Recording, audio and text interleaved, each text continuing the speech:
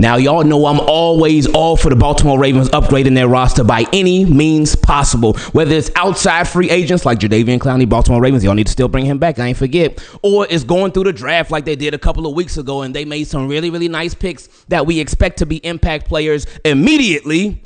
Or if it comes from in-house, that being players that are already on the team, getting better, getting healthier, and that's exactly what we're talking about right now with our guy, Keaton Mitchell. About a week ago, Keaton Mitchell, he went on Twitter and he put 22.4. I'm like, hold up.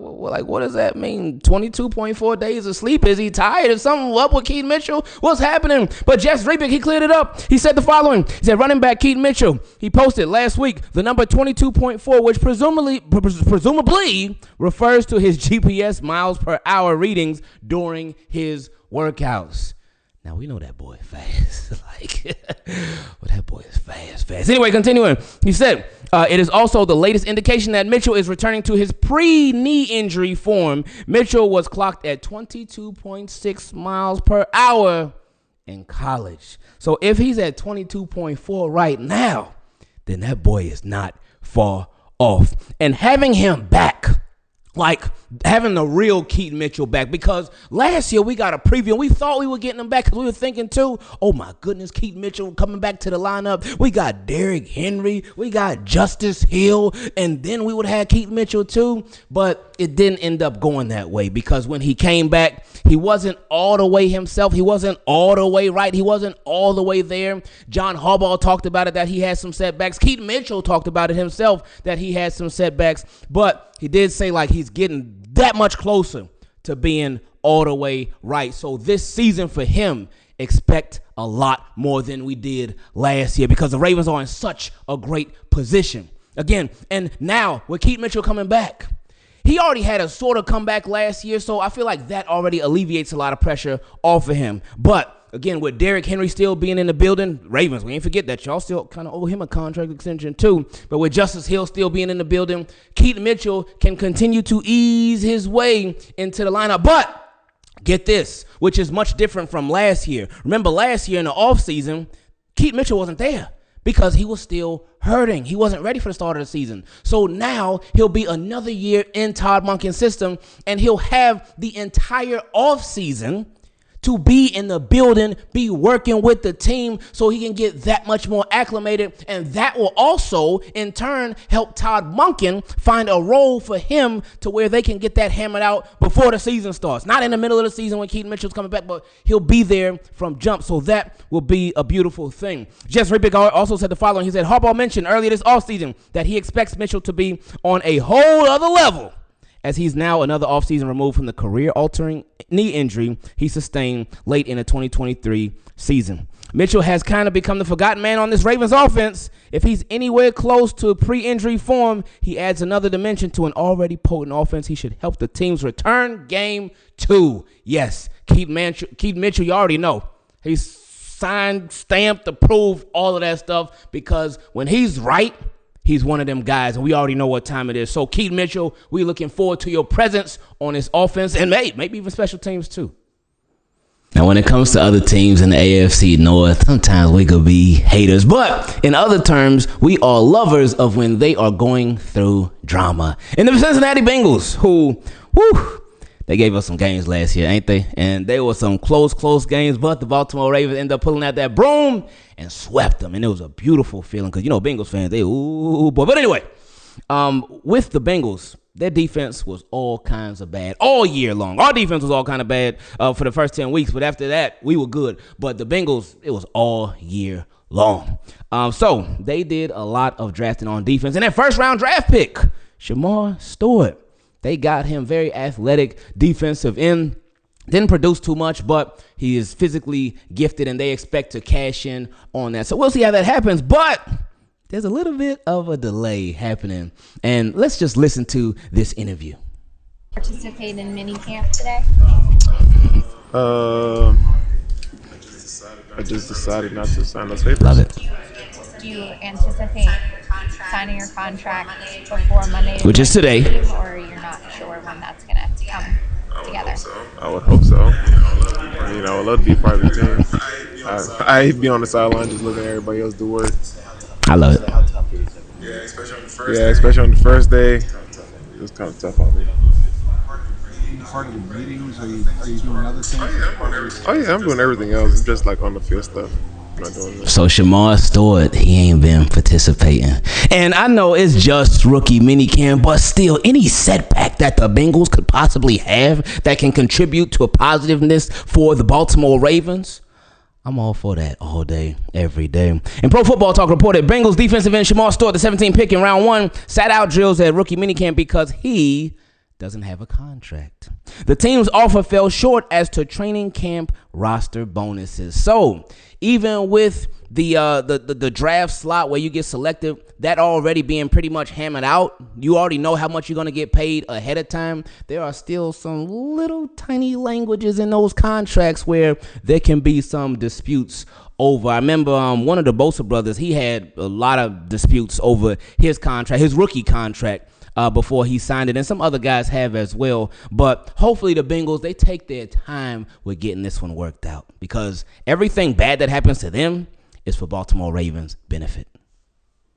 Timing is everything. Literally just now, as I'm recording this at 12:26 p.m. on Monday morning, well, afternoon, whatever, it just came out. We were just talking about Bengals' first-round draft pick, Shemar Stewart, the defensive end, right? And now this story came out about somebody who is not a draft pick of the Bengals, but is another defensive end who is a baller, that being Trey Hendrickson. He said the following. He said, "No communication has taken place between my camp and the organization post-draft. The offers prior to the draft did not reflect the vision that we shared and were promised last offseason if I continue to play at a high level." He said, "Coaches are aware of these past conversations. Rather than using collaboration to get us to a point to bring me home to the team, they are no longer communicating. I have been eagerly awaiting a resolution of this situation, but that's hard to do when there's no discussion and an evident lack of interest in reaching mutual goals." So Trey Hendrickson, wow, Bengals, they just going through it. They going through it with all these different contracts. You can't get your first-round draft pick signed. And now Trey Hendrickson, somebody who you have been saying, hey, we're going to get something worked out. First, they allowed him to talk to other teams about a trade. Then they're like, no. He's going to stay with us. But if you ain't talking to him about no contract extension, which he has certainly earned by far, he has exceeded his contract by far, and he deserves all the money in the world. But the Bengals been like, no, we don't want to give it to you. So Bengals, keep on being stingy and keep on making your players upset. So the Baltimore Ravens, they got very, very active in undrafted rookie free agency, and they brought in 17 different guys. So that's a lot of competition. But the first guy that we took a look at is Memphis linebacker Chandler Martin. And we wanted to see just how he looked, how he could possibly fit in with the Baltimore Ravens. And you know what I did? When I watched the first game that I turned on from him was against Florida State. And I'm like, all right, let me see what this guy got. Let me see what he's about. So on a second play, literally a second play, Memphis, they forced a fumble, and guess who ended up recovering it? It was Chandler. So I'm like, man, just, how you making all these plays already? We just turned on the game. Chill out, man. Relax. But what I saw from him, he's not the fastest in the world. He's not, doesn't have blazing speed, anything like that. Doesn't have electric speed, but he has good enough speed. And what I appreciate about him, he's not a flashy tackler. But he does, when he gets to the ball carrier, whoever got it, he makes sure that he brings you down. And he really reminds me of Roquan Smith, the way that he plays. Because, again, Roquan Smith, he ain't the fastest in the world, but he's very, very smart. He's very, very instinctive. He believes what he believes as far as, all right, this is where the ball's going. All right, well, I'm going full speed there, and I'm going to get there. But what I did see from Chandler, that he do got a little giddy up. He got some good acceleration. Like when I saw was it a fumble recovery? Not in the Florida State game, but it was in a different game. It was either a fumble recovery or something, but when I saw his acceleration, he started picking up speed. I said, okay, now. Again, his top speed wasn't nothing crazy, but he had good enough speed. Now, when I think about him on the Baltimore Ravens, where he could get in, it got to be special teams. It has to be special teams because at inside line, I still expect them to probably sign a veteran at inside linebacker because you got Roquan Smith. His spot is obviously secure. But next to him, who's it going to be? Is it going to be Trenton Simpson? Is he going to have just a reclaiming of that spot next to Rowe. We'll see. Is it going to be a rookie, Teddy Buchanan? It's possible, but the Baltimore Ravens, to put a rookie in that role, that will be a lot for them. They would really, really have to trust him a ton. So I still expect them to sign a veteran. But then I'm like, with Chandler Martin, why didn't he get drafted? Is it because of the speed? Because he put up numbers. I think he had over 100 tackles. I think he had like 7.5 sacks last year. So the numbers were pretty. But why didn't he get drafted? I was thinking maybe it's because he's coming from a smaller school, because not many people from Memphis really get drafted. And I said, you know what? Let me take a look at the history of the recent Memphis draft picks. So in 2025, this year, Kobe Minor got drafted in the 7th round, but the last time they had somebody get picked was in 2022. And that was Dylan Parham and somebody who we're very familiar with, who the Ravens wanted to draft, Calvin Austin.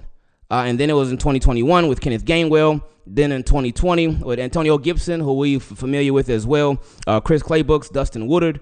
And then in 2019, it was Darrell Henderson and Tony Pollard. So just a few guys, usually every year. I know there's been a gap from 2022 to 2025, but they're not getting a lot of guys picked from that school. So I wonder if it's because it's a small school, maybe it's because of who they go against. I'm not sure exactly what it was, but I'm sure that may have contributed to Chandler not getting drafted. But we'll see what he does with the Baltimore Ravens, and we'll see if he can hang on to a spot with the team.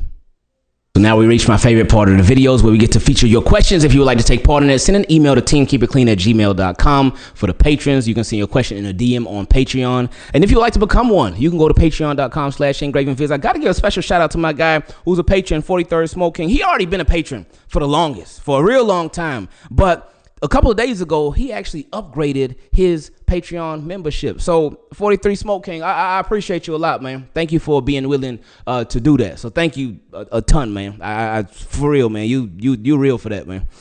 So now let's get to our first question that came from my guy, Matthew. He said, not as easy as it seems. Okay, what is he talking about? He said, what's up, Ingraven? I've been thinking recently, and I was wondering more about this tight end scenario next year, about which one should we keep, Mandrews or Likely? I know most Ravens fans would rather see Likely get the contract since he is younger and has a chance to grow, but I was thinking even though Lamar has great chemistry with both, Mark Andrews has been Lamar's security blanket ever since he's been in the league. Do you think there's a greater chance than we all anticipate of the Ravens bringing back Mark Andrews instead of Isaiah Likely?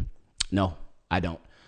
Reason being because, yeah, like you mentioned, Isaiah Likely is the younger one, but also they were listening to trade offers on Mark Andrews. Obviously, nothing happened yet, but they were willing to listen to it. So if you're willing to listen to it, then that means you're willing to make that move. So, no, I don't think that he's going to end up being the one that they choose. And the Ravens, they do this a lot, where they got to make those tough decisions, and they will usually go with the younger, up-and-coming candidate. Now, what I am interested to see is how they play the two this year. Obviously, Mark Andrews is still going to be the starter, but will they attempt to do what a lot of teams do? Again, it's a nasty business, but will they attempt to suppress Isaiah Likely's numbers, so when it comes to contract time, they can be like, what, this is all that you did, though.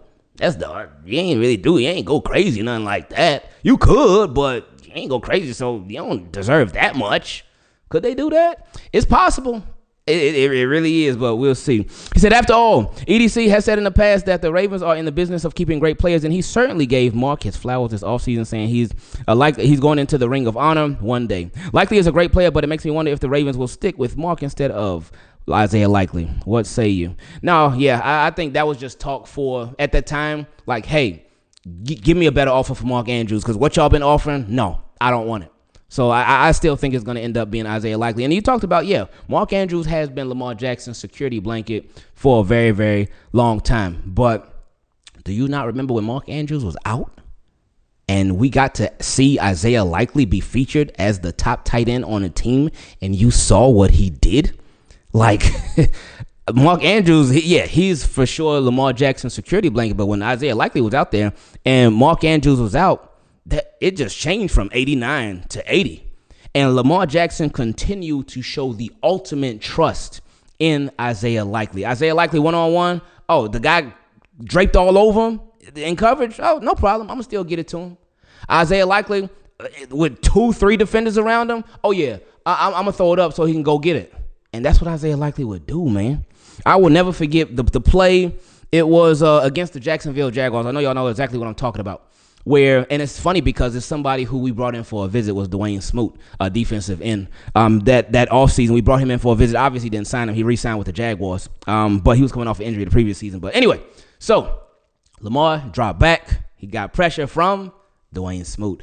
And he made him miss like two times. And then Isaiah Likely, he had like 2-3 Jaguars around him. Lamar Jackson threw it up to him. And I said, uh-oh. While that play was live, I said, oh, man, here we go. I thought it was going to be interception. I just knew it was going to be interception. Isaiah Likely say, nope. He jumped up and got it, took it from that safety or the cornerback there, whoever it was, and he came down with it. I said, oh, boy, yeah, we got one. So, again, I understand everything that you were saying about Mark Andrews. Like, yeah, hey, that's Lamar's guy. That's a security blanket, which he has been. But Isaiah Likely can be all of that, too. He said, sorry for the long message. And just like the flowers, I'm about to throw you for being the GOAT. This guy, man. He said, just like the flowers, I'm about to throw you for being the GOAT. I'm out. Hey, appreciate you, Matt. Shout out to you, man.